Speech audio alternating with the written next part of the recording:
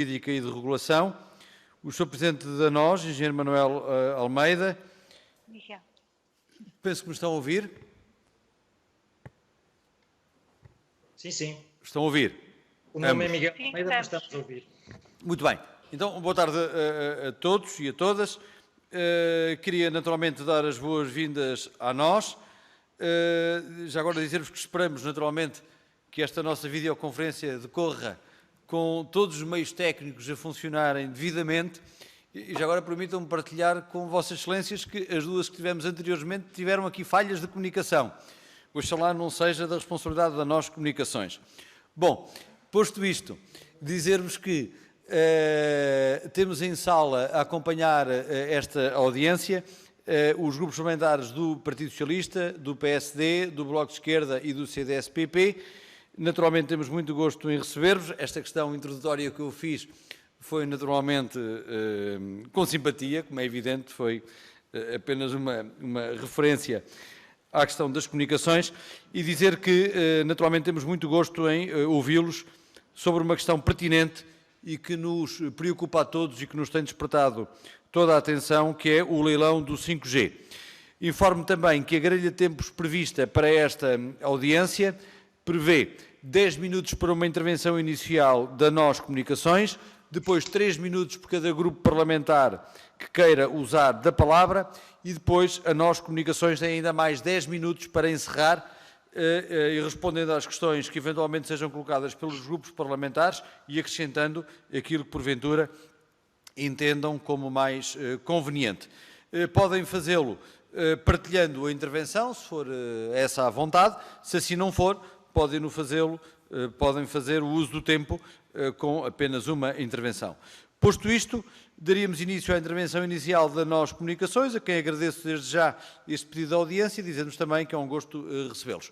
Faz favor, penso que será o Sr. Presidente a usar da palavra, faz favor. Sim, muito boa tarde, muito obrigado. Muito obrigado, Sr. Engenheiro, faz favor. Muito boa tarde a todas as senhoras e senhores deputados. Antes de mais, permita-me responder à simpática provocação, dizendo que o comentário é sintomático. Ninguém se lembrou que a falha poderia ser do Skype, por exemplo. Portanto, vão sempre procurar o mesmo tipo de responsáveis, mas certamente que neste caso não será a nós. Antes de mais, começo por agradecer o tempo, o interesse dedicados ao leilão da quinta geração móvel e a consequente oportunidade que nos oferecem de explanarmos a nossa visão sobre as circunstâncias que o rodeiam, que são, diga-se, absolutamente excepcionais e anormais, e sobre as repercussões das regras definidas pelo regulador, que são gravíssimas e profundas, na nossa opinião. Como sabem, o setor das comunicações eletrónicas nacional é um motor de evolução da sociedade e do tecido empresarial, é o propulsor da transição digital tão crítica para o país. Sobre este setor impende hoje uma enorme responsabilidade pelo desenvolvimento futuro da indústria 4.0, bem como uma responsabilidade pela coesão territorial e pela infoinclusão dos nossos cidadãos. E o 5G será o instrumento que suportará muitos destes desígnios. Ora, assiste o setor e o país à aprovação de um regulamento que coloca em causa estes objetivos e desígnios que todos partilhamos. Aliás, é certamente por essa razão que, a par da forte contestação protagonizada pelos atuais operadores, tantas outras empresas e associações empresariais como a CIP, a COTEC, a APED, a APDC ou o TIS, personalidades de reconhecida idoneidade e profundo conhecimento sobre o setor e até alguns membros ou ex-membros do governo têm ecoado em uníssono a preocupação pelo impacto que este regulamento terá na concorrência e no nível de investimento no setor. Senhoras e senhores deputados, os problemas do regulamento mantêm-se e são, por demais, evidentes. Sem qualquer fundamentação e desprezando a realidade do setor, a ANACOM preconiza medidas discriminatórias inéditas contra os atuais operadores nacionais em benefício da promoção da entrada de novos operadores no mercado nacional, criando assim desequilíbrios estruturais no nosso mercado. Condições tão assimétricas entre concorrentes, para além de absolutamente injustificadas, dada a realidade do mercado de comunicações em Portugal, são altamente lesivas da concorrência e, consequentemente, da competitividade e desenvolvimento do mercado. O que, como é evidente, a prazo será altamente prejudicial para consumidores, empresas e para a sociedade portuguesa em geral. A total ausência ou definição parca de obrigações de cobertura da população por parte dos novos entrantes, além de profundamente desequilibrada face às obrigações impostas aos atuais operadores, revela que a ANACOM, em nome de Portugal, decidiu prescindir do investimento que essas novas operadoras podem trazer ao país e prescindir da sua cota-parte de responsabilidade na cobertura de zonas territoriais remotas ou excluídas. Mais uma vez, sejamos claros, o regulador está deliberadamente e em nome de interesses económicos que só ele poderá enunciar a prejudicar o objetivo de levar serviços móveis de última geração a todos os portugueses. Mas há ainda a medida mais grave de todas, que é a do roaming nacional, que se traduz numa expropriação injustificada e sem precedentes da propriedade e do investimento realizado pelos atuais operadores, provocando um evidente desincentivo futuro ao investimento e à inovação. Trata-se tão somente de uma expropriação do Estado, não a favor do Estado, mas sim a favor de interesses económicos privados. Aliás, a retórica falsa do regulador a este propósito é por demais óbvia. Esta medida não se destina à partilha de investimento porque não há reciprocidade de acesso entre operadores e porque os novos operadores nada têm para partilhar. Esta medida não traz qualquer contributo para o aumento de cobertura das redes, nomeadamente em zonas menos densas, mais remotas, e insinuar que tal vai acontecer é pura e simplesmente desonesto. Esta medida, para além de fatal para o desenvolvimento futuro do setor das comunicações, ficará durante muito tempo como um alerta para todos os potenciais investidores neste país, que assim saberão que este não é um Estado de Direito. Sejamos claros, as regras preconizadas pela ANACOM não vão aumentar o investimento no país ou promover o bem-estar dos consumidores. Vão apenas favorecer uma de duas situações. Ou a entrada no mercado nacional de fundos especuladores, que tão rapidamente quando consigam valorizar o seu ativo vão desaparecer, ou a substituição dos atuais operadores por empresas de base espanhola, que verão, nas condições deste leilão, uma forma extraordinariamente barata de tornar Portugal na 18ª Comunidade Autónoma Espanhola, com um gritante prejuízo para Portugal e para os portugueses. O presidente da ANACOM, na sua cruzada pessoal contra o setor e contra o país, adotando um tom populista que é inaudito num regulador e abusando dos seus poderes, insiste na necessidade de eliminar os atuais operadores para garantir concorrência em Portugal, consciente de que pelo caminho irá destruir valor, provocará a retração do investimento e ferirá de morte a sustentabilidade do setor das comunicações eletrónicas. Na minha última intervenção nesta comissão, demonstrei-vos com dados públicos exaustivos que a narrativa do presidente da ANACOM sobre a competitividade do mercado das comunicações eletrónicas é falsa, utiliza dados parciais e desadequados e descreve um setor com o qual ninguém se identifica e que a realidade contradiz. Não me vou repetir, mas não resisto a deixar aqui algumas questões. Que sentido faz dizer que o setor investe ou inova pouco, quando é público e notório que o país tem das melhores infraestruturas de comunicações europeias, tem produtos e serviços sem paralelo na Europa, tem um nível de investimento elevado, aliás, dos mais elevados da Europa, e tem empresas de comunicações no top 3 do ranking de empresas nacionais que mais investem em investigação e desenvolvimento. Em particular, no caso da NOS, a NOS investiu nos últimos 6 anos mais de 2.200 milhões de euros, o que corresponde a 26% das suas receitas, que é um número que compara com 17% de média nos operadores europeus. A creche, como é sabido, a NOS foi também a empresa portuguesa que mais investiu em investigação e desenvolvimento em Portugal em 2019. Que sentido faz afirmar que o setor tem margens excessivas quando há inúmeras publicações independentes que referem precisamente o oposto, que a rentabilidade do setor das comunicações é das mais baixas da Europa e que as empresas portuguesas apresentam uma rentabilidade inferior às empresas dos demais setores económicos nacionais. Aliás, no caso concreto da NOS, é uma empresa cotada na Bolsa de Lisboa e, portanto, bastará tão somente consultar os relatórios financeiros anuais ou trimestrais para confirmar. No caso da NOS, o retorno sobre os capitais investidos é de 5,6%. A média das empresas do PSI 20 é de 9,4%. E a média das empresas europeias do setor das comunicações é de 11%. Ou seja, a rentabilidade da NOS é metade da rentabilidade média do setor na Europa. Que sentido faz insistir na tónica de que os preços sobem quando estamos perante uma equação impossível, face a uma queda consistente das receitas das telecomunicações nos últimos 10 anos e um aumento igualmente consistente dos serviços entregues, o que resulta, aliás, numa redução de 42% nos preços? Que sentido faz afirmar que os preços em Portugal são elevados quando comparados com os restantes países da Europa, se são os próprios dados da ANACOM que comprovam que Portugal tem os preços mais baixos da União Europeia? Permitam por isso o desabafo. A atuação da ANACOM é incompreensível, é irresponsável e é mesmo indigna. Mas mais do que isso, e para terminar, é também ilegal e inconstitucional. É chegado o momento de partilhar um conjunto de conclusões jus-administrativas e constitucionais que bem podem ser ouvidas como interpelações por esta Comissão e pela Assembleia da República. Uma autoridade administrativa independente tem de ser politicamente neutra na sua ação e não pode tomar decisões que envolvam opções de política económica. Por conseguinte, a sua autonomia não pode invadir, antes tem de respeitar a reserva de lei do legislador e a reserva de decisão política do Governo, que respondem ambos, direta ou indiretamente, perante a Assembleia da República. Ora, quem em Portugal está a definir a política de comunicações é a ANACOM. Tudo em desrespeito pela resolução do Conselho de Ministros, usurpando os seus poderes e sem fundamento legislativo, invadindo assim a esfera orgânica do Parlamento. Acresce que as medidas discriminatórias definidas traduzem uma assentada na violação dos princípios constitucionais da igualdade, da imparcialidade e da proporcionalidade, seja pelo grau excessivo e nunca visto das medidas ou privilégios concedidos, seja pela diferença abissal de obrigações de cobertura entre os novos entrantes e os atuais operadores, agentes económicos que desenvolvem a mesma atividade. A consequência nociva destas medidas, aliás, viola ainda o princípio constitucional da proteção da concorrência. E, por fim, a imposição administrativa de acesso indiscriminado às redes consubstancia uma medida equivalente ou análoga a uma expropriação, violando assim o princípio constitucional do direito de propriedade privada dos atuais operadores. Quem diz isto tudo não sou eu, mas sim o renomado constitucionalista professor Paulo Otero, bem como o ilustre professor Dr. Vital Moreira, constitucionalista de especial cotação e idoneidade. No mesmo sentido também, o professor Jorge Miranda secunda estas ideias. Senhoras e senhores deputados, sob a veste da independência, a ANACOM tem revelado um comportamento autocrático, sem paralelo na história das autoridades reguladoras europeias, mas a independência do regulador não pode significar, ou não deveria significar, arbitrariedade. Ser independente não é viver à margem da verdade e dos factos, violentando a realidade. Ser independente não é viver à margem do país, das suas opções políticas e económicas. Ser independente não é viver à margem da lei nacional ou europeia ou da Constituição da República Portuguesa.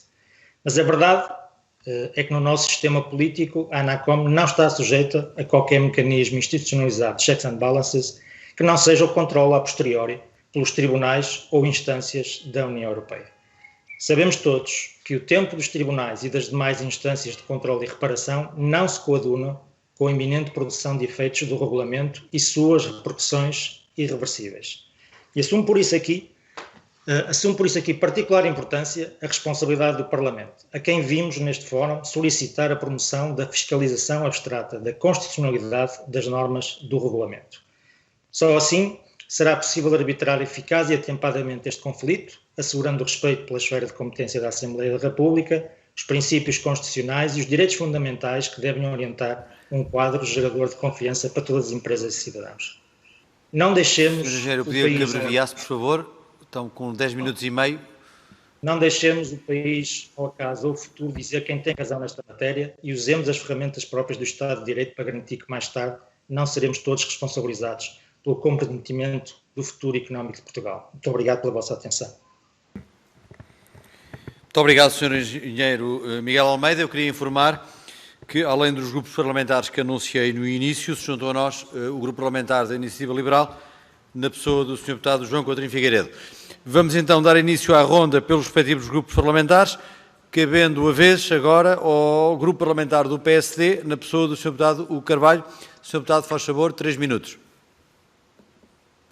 Muito obrigado, Sr. Presidente. Cumprimentar o Engenheiro Miguel Almeida, a doutora Filipa Carvalho, a nós, e dizer que é com profunda tristeza que continuamos a ver este estado de situação no setor das telecomunicações, em que não só há muita litigância, como também já organizações da sociedade civil se pronunciam pelo estado em que está a atribuição do leilão e do concurso do 5G. Nós, numa fase 1 da apreciação pública do regulamento do leilão, o PSD tinha demonstrado e demonstrou 3 preocupações fundamentais que tinham a ver com os auxílios de Estado, com a especulação do espectro eletromagnético, que é um bem público e não deve servir para especulações, e com a questão do roaming nacional. A ANACOM ouviu com atenção o Parlamento e acabou por fazer alterações ao regulamento, tendo determinado o desconto, colocando algumas obrigações de cobertura e, portanto, neste momento, dizendo até por várias entrevistas do seu Presidente, que o regulamento que está bem e que é um regulamento normal do ponto de vista até internacional, que eu gostava de ouvir, pelo conhecimento do mercado que a nós tem, se gostaria de comentar e como é que avalia isto e perceber fundamentalmente o que é que mudou para a nós, especialmente em termos de investimento no país. O que é que a nós vai deixar de fazer em função das regras que estão neste leilão do 5G, porque continua a existir reserva de espectro. Aliás, gostava de perguntar se continuam a estar seguros de que conseguem garantir a operação, não só a reserva de espectro, como também a Denser tem 100 MHz nos 3.5 GB na banda dos 3.5, que é muito importante para a operação e, portanto, se conseguem garantir uma operação nacional com este quadro legislativo. Se nas obrigações de cobertura se encontram casos deste desequilíbrio que anunciam entre operadores que são novos entrantes e os que já estão no mercado, se encontram casos semelhantes a nível internacional, e nomeadamente no mercado europeu, e se no roaming nacional acompanham ou não a visão que o regulador nos trouxe aqui, que diz que o roaming é pago e, portanto, quando é pago está tudo bem, ainda que seja o regulador o próprio a poder influenciar essa negociação. E, para terminar, e não abusar no tempo, Sr. Presidente, eu gostava que a nós pudesse voltar ao que nos traz aqui, porque qualquer partido responsável e qualquer deputado responsável tem que olhar com muita seriedade quando há uma acusação de inconstitucionalidade ou quando há uma acusação de que um regulador em que nós confiamos para fazer serviço público está a fazer alguma coisa ilegal ou inconstitucional. Portanto, é algo para o qual o Parlamento deve olhar com muita atenção. O Sr. Presidente da NOS citou aqui vários reputados constitucionalistas e eu gostava de saber mais detalhadamente em que é que está suportada, até na visão desses constitucionalistas, esta acusação de inconstitucionalidade, porque deve motivar também a ação do Parlamento e motivará seguramente a ação do Partido Social Democrata. Muito obrigado. Muito obrigado, Sr. Deputado Carvalho. Cabe a vez agora ao Grupo Parlamentar do Partido Socialista, na pessoa do Sr. Deputado Costa. Faz favor, 3 minutos. Muito obrigado, Sr. Presidente. Cumprimentar o Engenheiro Miguel Almeida, a doutora Filipe Carvalho, dizer que novamente recebemos a nós e as suas preocupações nesta Comissão. Também o Grupo Parlamentar do Partido Socialista também já recebeu o Engenheiro Miguel Almeida e a doutora Filipe Carvalho. E, obviamente, em primeiro lugar, o que nos preocupa é que o país tenha acesso e não fique para trás nesta tecnologia de importante que é o 5G. E essa é a primeira pergunta que gostaria de colocar. Se comparativamente com outros países europeus, qual é que é o ponto de situação do nosso processo e que também, atendendo às críticas que a nós e outros operadores colocam ao regulamento, que diferenças tem esse regulamento comparativamente com outros países europeus. Depois, dizer que é conhecido que a competência para este regulamento é da ANACOM. O país, ao longo dos anos, definiu uma lei quadro das entidades reguladoras que dotou a ANACOM de responsabilidades perante este cenário. Nomeadamente, foi no último governo PST-CDS que foi aprovada a lei quadro das entidades reguladoras, na qual a ANACOM ficou com um conjunto de responsabilidades que adveio também depois das responsabilidades de colocar esta matéria. Eu, pessoalmente, até posso achar que algumas matérias não deviam ser da responsabilidade do regulador, mas é o quadro legal que temos e é com o quadro legal que temos que deve-se realizar. Obviamente, o Governo pode e deve agir em última instância, mas as entidades reguladoras são, por natureza, independentes, quer da esfera empresarial, quer também da esfera do poder político, por isso é que são independentes e esse é o quadro político que ele foi aprovado. Depois, a questão do roaming nacional, percebemos a questão, mas perguntar ao Engenheiro Miguel Almeida, que era a pergunta que já foi realizada, se o roaming nacional depois também não é pago e se isso também não compensa, e simultaneamente que medidas é que existe, por exemplo, para a coesão territorial. Bem sabemos que Portugal pode chegar a uma percentagem de cobertura de 95%, 96%, o que for, mas existem zonas do nosso território que não estão cobertas.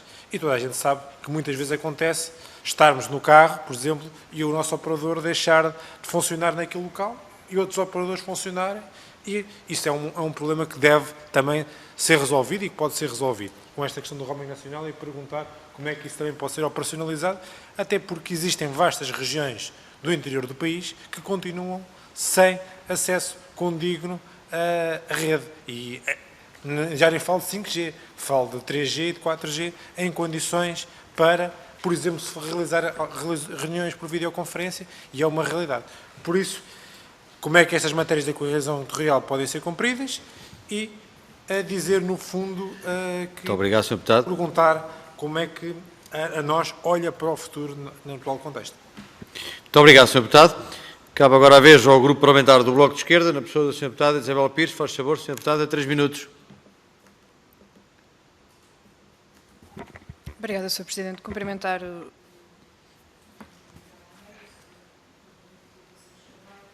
peço desculpa, cumprimentar a direção da NOS e agradecer aqui as informações e a exposição, basicamente, que fez relativamente à posição da NOS enquanto operadora de telecomunicações sobre o leilão de 5G. Em primeiro lugar, eu acho que é importante referir que, de facto, nós estamos aqui a falar de um tema muito relevante para a economia, para a coesão territorial, para o país enquanto um todo, mas do nosso ponto de vista tem havido alguns problemas que, estando a ser debatidos e discutidos no âmbito deste debate mais alargado sobre o 5G, que são problemas que vêm já de antes, problemas a priori, que têm a ver com o facto de, neste momento, se assumir as telecomunicações como um bem essencial.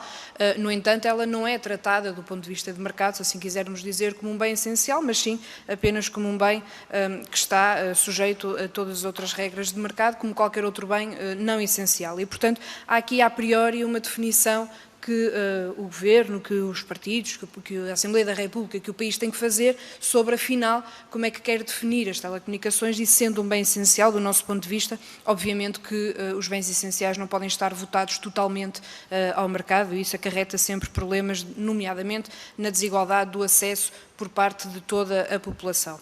Mas há aqui algumas questões que foram levantadas e como bem sabem, também aqui no Parlamento temos levantado e chamado aqui à Comissão, nomeadamente os reguladores, não só a ANACOM, mas também a Autoridade da Concorrência, que já cá esteve, virá cá outra vez em janeiro, e o próprio Governo, não só o Secretário de Estado, mas ministros, a virem ser chamados a pronunciarem sobre o leilão. E sobre o leilão, especificamente sobre uma das questões que referiu na sua intervenção sobre os pareceres de alguns constitucionalistas relativamente a este, a primeira pergunta que faria, além daquilo que já foi aqui referido por outros deputados, de podermos também ter acesso a esses mesmos pareceres, é porque só surgirem esses pareceres de constitucionalistas quando o leilão já está em pleno andamento.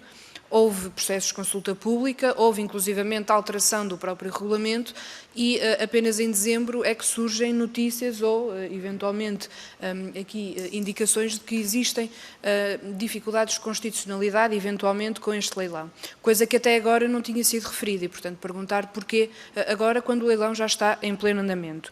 Uma outra questão que também já agora gostávamos de colocar, referiu aqui que a ANACOM poderia estar em contraposição com aquilo que tem sido a estratégia da resolução do Conselho de Ministros, algo que já foi eventualmente também desmentido pelo próprio Ministro das Infraestruturas, mas a questão que gostávamos de colocar era exatamente sobre esse ponto de vista de estratégia, porque existem vários problemas que têm sido indicados, nomeadamente cobertura de coesão territorial, de preços e do tipo de oferta que existe em Portugal, independentemente de podermos ter aqui várias avaliações dos dados que existem, há algumas coisas que não são dadas a muita opinião, mas sim de factualidade, e de facto em Portugal temos ainda tipos de serviços que não se coadunam exatamente com aquilo que são as necessidades atuais. Temos uma cobertura do ponto de vista de coesão territorial fraca e desse ponto de vista o que é que a própria NOS tem a dizer sobre estas falhas que são de facto também dos próprios operadores. Muito obrigado, Sra. Deputada. É a vez do Grupo Parlamentar do CDS-PP, na pessoa do Sr. Deputado João Gonçalves Pereira. Faz favor, Sr. Deputado, 3 minutos. Muito obrigado, Sr. Presidente. Começar por cumprimentar o Sr. Engenheiro Miguel Almeida e gostava de fazer um primeiro comentário, se me permite, Sr. Engenheiro, não em relação a si, mas em relação a uma afirmação que ouvi aqui da parte do Partido Socialista e que tem a ver com o seguinte: há um papel que é um papel do regulador e que está determinado por lei. mas há um papel também do Governo e que eu percebo a tentativa do Partido Socialista de alguma forma desresponsabilizar o Governo, mas existe uma responsabilidade política também no acompanhamento deste dossiê e desta mesma matéria. Indo à questão do regulamento do leilão da Anacom, nós tivemos uma versão inicial. Dessa versão inicial houve uma discussão, houve uma consulta pública, houve uma discussão no próprio Parlamento, onde houve um conjunto de pontos que nesse mesmo debate parlamentar e nessa consulta pública levaram a uma alteração do regulamento. E podemos assumir aí que houve uma evolução. Evolução essa que o CDS, ainda numa audição recente na semana passada, disse que a Anacom devia ter ido um pouco mais longe do que aquilo que foi. Essa questão foi colocada pelo CDS, foi colocada pelo PSD e até pelo próprio Partido Socialista. E onde é que deveria ter ido mais longe? Deveria ter ido mais longe naquilo que é a questão do roaming nacional, ou seja, a Anacom não deveria ter deixado exatamente como está aquele roaming nacional e por um período que devia se circunscrever exatamente ao período em que os novos entrantes vão instalar a sua rede e, portanto, não pode ir para além disso. Já criar essas condições são condições favoráveis à entrada de um novo entrante e, ao nível daquilo que são as obrigações de cobertura, também deveriam ter ido mais longe, ou seja, deveriam ser nos mesmos termos em que os outros operadores no passado entraram no mercado. E, portanto, esse tipo de condições eram condições que, a nosso ver, nos pareciam mais equilibradas. Temos, no entanto, aqui uma enorme preocupação. E a enorme preocupação é o nível de litigância. Não vou para as questões públicas, de mais entrevista ou menos entrevista, isso faz parte. Agora, há aqui um problema de litigância nacional e litigância externa ao nível europeu. E isso pode comprometer necessariamente aquilo que é a introdução do 5G em Portugal. Nós já estamos na cauda da Europa, há muitos países que já estão com os seus investimentos, com o processo em curso e Portugal deixou-se ficar para trás, também teve o azar da pandemia, é verdade, mas será penalizador se não tivermos o 5G o quanto antes. E ouvimos aqui na audição, ainda ontem ouvia também o comentador Luís Marques Mendes falar em questões de legalidade, em questões de constitucionalidade e, portanto, era importante que o Parlamento recebesse e pudesse receber precisamente aquilo que são, pelo que eu percebi, pareceres que terão solicitado, opiniões sobre questões de constitucionalidade e de legalidade, que é importante que o Parlamento possa, vou terminar, Sr. Presidente, que possa precisamente avaliar devidamente, na certeza, porém, que face à informação que a nós detém desses mesmos pareceres, de que forma é que também pretende atuar. E era um bocadinho esta a questão que eu gostaria de deixar a nós e ao Sr. Engenheiro. Muito obrigado. Muito obrigado, Sr. Deputado. Penso que dentro do que é habitual e tem sido prático na nossa Comissão, ninguém se opõe a que dê a palavra naturalmente ao Sr. Deputado João Coutinho Figueiredo. Assim sendo, Sr. Deputado, faz favor, 3 minutos, conforme também é habitual nesta Comissão. Isto para explicar a quem não nos está a ouvir, o Grupo Parlamentar da Iniciativa Liberal não tem assento, nesta Comissão Parlamentar. Para quem nos está a ouvir, naturalmente que temos, obviamente, tido o hábito de, quando assim é, dar a palavra a quem ela quer usar e, portanto, Sr. Deputado, faz favor, nestes termos, dou-lhe a palavra durante o mesmo tempo regimental, 3 minutos. Muito obrigado, Sr. Presidente, muito obrigado, Srs. Deputados. Mais uma vez agradeço a flexibilidade que manifestam e a simpatia também que manifestam para a Iniciativa Liberal poderem intervir nesta primeira ronda. Claramente, o Sr. Engenheiro Miguel Almeida, ao qual gostava de dizer o seguinte: depois de algumas horas passadas a ouvir, desde há alguns meses esta parte, os vários intervenientes neste processo e no leilão de 5G que agora começa, temo que Portugal esteja a ponto de cometer um erro grave. E isto pode acontecer, sobretudo, porque há aqui uma diferença grande de perspectiva, de diagnóstico, se quiserem, que competiria também a esta Comissão tentar esclarecer. E, nesse sentido, gostava de colocar 3 perguntas concretas. A primeira é de que os erros que são apontados e as deficiências que são apontadas pelos operadores a este regulamento de leilão têm todos a ver com supostos benefícios que são dados a novos entrantes. e esses benefícios são dados com o pretexto do tal diagnóstico feito pelo regulador e não partilhado pelos operadores, de que há falta de concorrência no setor, que há quase um conluio entre operadores do setor, que há preços altos e qualidade baixa e que há bundling de serviços desnecessários vendidos aos consumidores, e eu gostava que o Sr. Engenheiro Miguel Almeida tivesse a oportunidade de contrariar os dados que a este propósito o regulador tem vindo a trazer a esta Casa e até à opinião pública. Portanto, contrariar os argumentos de falta de concorrência. Segunda questão tem a ver com aquilo que eu considero poder ser o princípio de um erro crasso relativamente a este leilão, mas que não consigo quantificar, e gostava da ajuda do Sr. Engenheiro Miguel Almeida para tentar perceber o que é que poderia ser um cenário de previsibilidade, ou de previsível, melhor dito, de previsível evolução do 5G em Portugal a 2, 3, 4 anos com as atuais regras do concurso, e qual é que seria esse mesmo cenário de implementação, de investimento, de número de concorrentes, com um concurso que fosse mais equilibrado e nivelado entre os atuais operadores e futuros operadores. Até porque, lamentavelmente, em todo este contexto, não nos foi facultado qualquer acesso a estudo de impacto, contrariamente ao que normalmente é previsto nestes leilões pela própria OCDE e pela Comissão Europeia. Não temos um estudo que indique o que é que se espera que irá acontecer com o clima concorrencial neste setor, com as regras que estão em curso. E, em terceiro lugar, a pergunta mais importante de todas é o que é que nós ainda podemos fazer, nomeadamente aqui na Assembleia e nomeadamente aqui nesta Comissão. O leilão começa hoje. Já ouvi o Sr. Engenheiro dizer que era importante suscitarmos a fiscalização sucessiva da constitucionalidade de algumas normas, mas o que é facto é que isso vai atrasar ainda mais o processo. Portanto, o que é que se pode fazer para que não insistamos naquilo que eu considero um erro, que nos vai atrasar ainda mais em relação aos nossos concorrentes europeus e vai fazer com que Portugal perca forças competitivas e argumentos competitivos numa tecnologia que nos poderia pôr mais perto do centro da Europa e do centro do mundo, e corremos o risco de nos deixar ainda mais para trás. Portanto, seriam as três perguntas que deixava aqui ao Sr. Engenheiro Miguel Almeida. Muito obrigado, Sr. Deputado, mas foi cumpridor do tempo, que agradeço. Sr. Engenheiro Miguel Almeida, acabámos a ronda pelos grupos parlamentares, pelo que lhe daria 10 minutos, de acordo com a nossa grelha, conforme anunciei no início da nossa audiência, 10 minutos finais para responder às questões colocadas e, se assim entender, também poder acrescentar algo em relação à sua intervenção inicial. Sr. Engenheiro, faz favor. Bem, muito obrigado, Sr. Presidente. Vou tentar responder a tudo, não será fácil.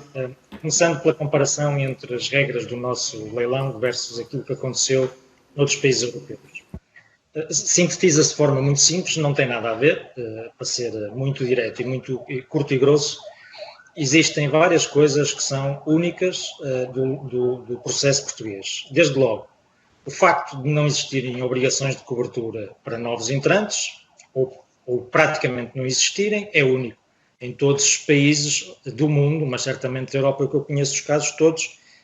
A atribuição de espectro é sempre acompanhada de obrigações de cobertura e, portanto, é sempre acompanhada de uma retribuição por esse espectro, neste caso, na qualidade ou na materialização de serviços para os cidadãos e para as empresas desse país. Depois, já agora e por contraposição, também nenhum país da Europa impôs obrigações de cobertura tão pesadas como as que estão impostas para os atuais operadores. Existem em todos os casos obrigações de cobertura, isso é absolutamente normal, mas são obrigações de cobertura que têm a ver com a cobertura da população e não obrigações de cobertura tão seletivas e tão pesadas e onerosas como são as que temos no regulamento português e que choca com a ausência de obrigações para novos entrantes. Depois, há uma coisa então que é única na história deste setor na Europa, que é o caso do roaming nacional. Ao contrário do que diz o regulador, não existe algo semelhante em nenhum país da Europa, nunca existiu. Por um tempo tão longo e de forma tão indiscriminada, existiram exemplos muito limitados no tempo e muito limitados geograficamente, em França e em Itália por motivos de concorrência e de fusão de operadores. Em França, apenas durante 2 anos e em zonas geográficas muito bem definidas, precisamente para cobrir zonas sem cobertura. Não é o caso em Portugal, que, já agora respondendo à questão da infoiclusão e das zonas remotas, em nada contribui para isso. É fácil perceber porquê. Porque o que os novos operadores vão fazer é utilizar as infraestruturas que existem hoje. Não vão acrescentar nada e, portanto, não é isso que vai contribuir, certamente, para aumentar o nível de cobertura das populações em Portugal. Em relação ao que é que a nós vai deixar de fazer, é evidente que a partir do momento em que qualquer euro que nós possamos investir na rede, na melhoria dos nossos serviços, esse euro vai ser aproveitado não em benefício dos nossos clientes, mas sim em benefício dos clientes de outros operadores que são nossos concorrentes diretos, é evidente que não o vamos fazer, porque isso será, como entenderão, a economia simples e básica será completamente tonto. Ninguém investe para proveito de outros, quem investe tem que ter um retorno, neste caso não há. E a consequência a prazo disso é que deixará de haver investimento neste país nas redes de comunicações que, diga-se, saindo do clima geral de desinformação, são das mais avançadas. Quando se diz, no sítio A ou no sítio B não há cobertura, sejamos claros, isso não existe em lado nenhum do mundo, e em Portugal, confirmam os dados da Comissão Europeia, já o partilhei uma vez, mas posso partilhar a segunda vez, as redes de nova geração em Portugal têm uma cobertura praticamente única na Europa, só ultrapassadas pela Suécia. Mas em nenhum país existe cobertura integral, rua a rua, monte a monte, estrada a estrada. A qualidade das redes em Portugal é boa e certamente não é o facto de darmos roaming nestas redes, darmos acesso a estas redes, a novos entrantes, que vai contribuir para melhorar, muito pelo contrário.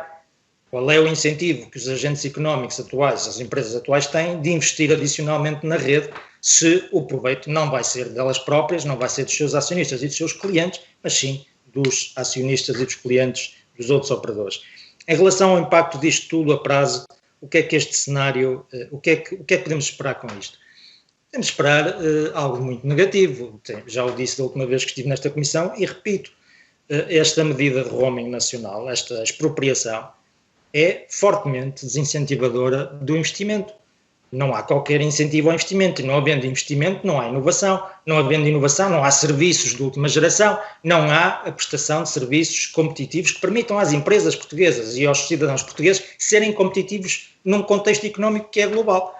Nem é preciso só citar a Europa, podemos citar qualquer país do mundo. Não vai haver competitividade nas comunicações, não vai, ao contrário do que existiu nos últimos 20 anos, não vai existir, com todos os impactos que isso terá no momento crítico. É de facto, isto é um serviço essencial, é a ferramenta crítica para a transição digital e nós estamos a pôr isso tudo em causa. Mas, e voltando ao tema dos outros países, também não é verdade, ao contrário do que já disse o Presidente da Anacom, que noutros países estes leilões de espectro de 5G têm sido aproveitados para a entrada de novos operadores. É falso. Em todo o mundo o que estamos a ver é exatamente o oposto, mesmo em grandes mercados como o mercado americano, onde se viu recentemente a redução do número de operadores de 4 para 3, num país de mais de 300 milhões de habitantes, e mesmo na Europa isso está a acontecer em vários países, e no contexto específico de leilões de espectro 5G, isso não aconteceu em praticamente nenhum país. Mesmo na República Checa, que seria o país com um regulamento mais próximo, ainda assim distante daquilo que temos em Portugal, ainda assim não deu lugar à entrada de nenhum novo operador. E, portanto, tudo isto vai resultar, na nossa perspectiva, como é evidente, vai resultar num desinvestimento no setor, vai resultar num atraso no setor, e em nome de quê? Em nome de, certamente não é no benefício dos consumidores, porque vai acontecer é que estas empresas não é sustentável, o setor assim não é sustentável, e o que estas empresas vão fazer, vão aproveitar esta boleia dada de forma ilegal e inconstitucional pelo regulador para fazerem uma jogada pura e simplesmente financeira, e certamente, eu asseguro, deixo aqui esta declaração que ficará para a memória futura, daqui a 3 ou 4 anos, que penso que foi o horizonte temporal que me perguntaram, garantidamente não vamos ter 4 nem 5 operadores. Fica aqui a nota, cá estaremos no futuro para confirmar se eu tinha razão ou não, porque é evidente que esta gente apenas está cá pelo curto prazo e numa lógica de consolidação do setor, que aliás consolidação essa está a acontecer ao setor em toda a Europa. Aliás, a própria Comissão Europeia tem proporcionado e incentivado essa consolidação. Em relação ao atraso versus outros países da Europa, estamos ligeiramente atrasados, mas não é fatal. E há uma coisa que é muito mais grave do que atrasarmos mais 1 mês, ou 2 meses, ou 3 meses, ou 4 meses. É atrasarmos 20 anos. Isso é bastante mais grave. E com as regras atuais é isso que vai acontecer. E, portanto, quando se contrapõe que não se pode fazer nada porque isso vai atrasar mais umas quantas semanas, parece-me um pouco irresponsável, porque está aqui em causa um atraso de mais de 20 anos, para não dizer um atraso irrecuperável, exceto quando houver uma nova vaga tecnológica completamente diferente. Em relação à constitucionalidade, eu gostava de deixar aqui um espaço para falarmos de constitucionalidade. Desde logo, o parecer do professor Paulo Otero estava na nossa resposta à consulta pública, portanto, começar por dizer que não é um tema novo para nós, é um tema que temos levantado nas instâncias próprias. Mas eu gostava de pedir à doutora Filipa Carvalho que fosse um bocadinho mais específica no que diz respeito aos temas que geram, na nossa perspectiva e na perspectiva dos constitucionalistas, as tais regras inconstitucionais deste regulamento. Doutora Filipa Carvalho, pode partilhar connosco? Obrigada. Boa tarde, senhores deputados e senhoras deputadas.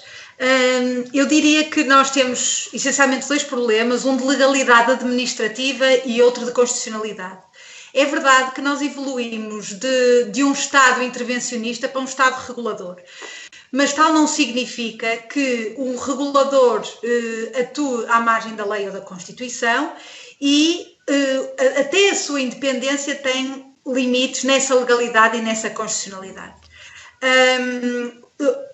O seu dono, ao Governo ou à Assembleia da República tem um determinado tipo de competência e a ANACOM tem competências administrativas.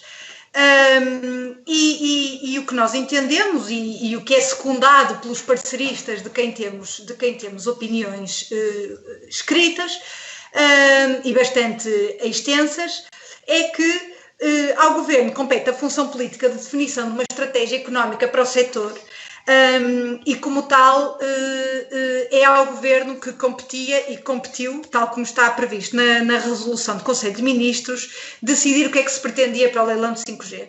E nessa resolução do Conselho de Ministros, relembro, fala-se em imparcialidade de tratamento perante todos os operadores. Essa imparcialidade não foi respeitada e, portanto, ela deveria servir como limite à independência da ANACOM e não foi respeitada. E este é o primeiro problema.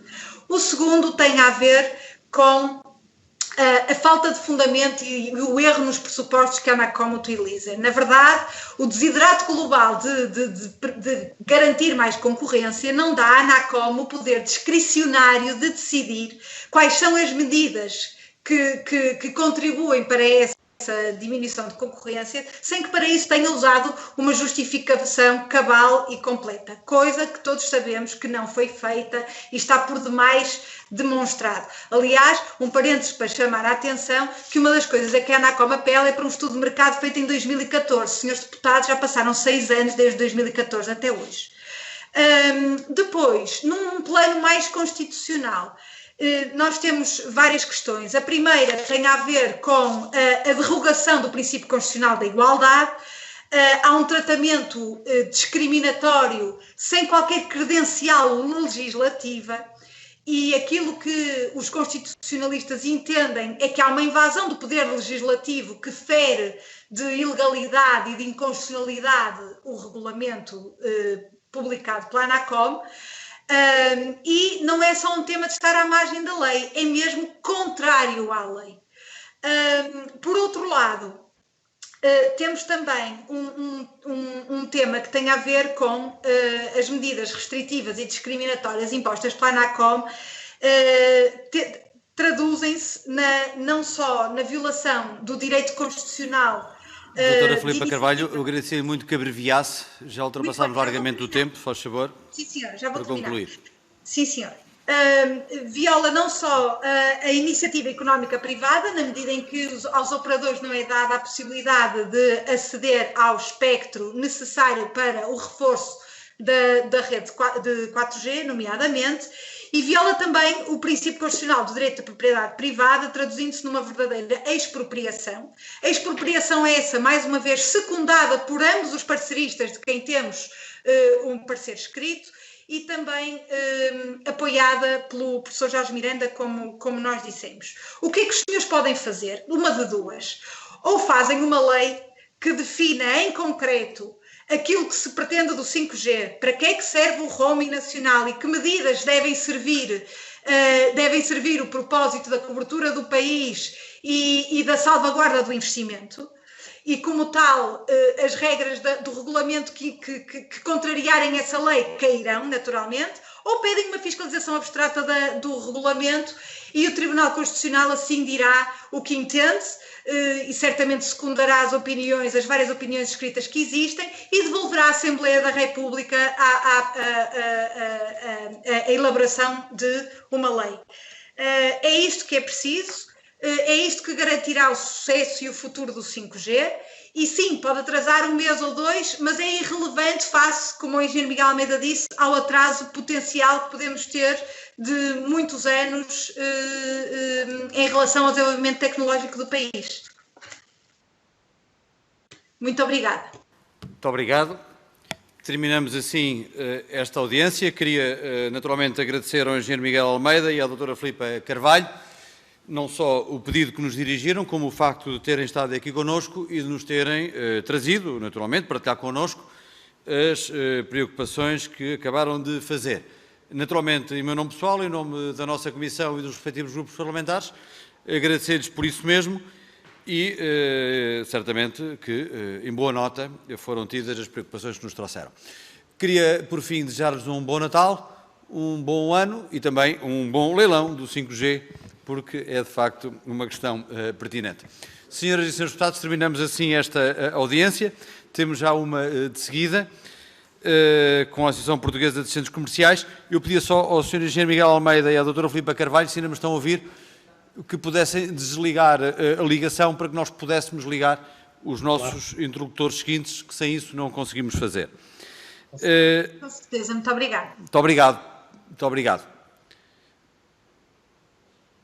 Senhoras e senhores deputados, não sei se já temos, só uma pausa, porque inclusive eu vou pedir ao Sr. Deputado Bruno Dias que quando terminar descansadamente o café que está a acabar de tomar,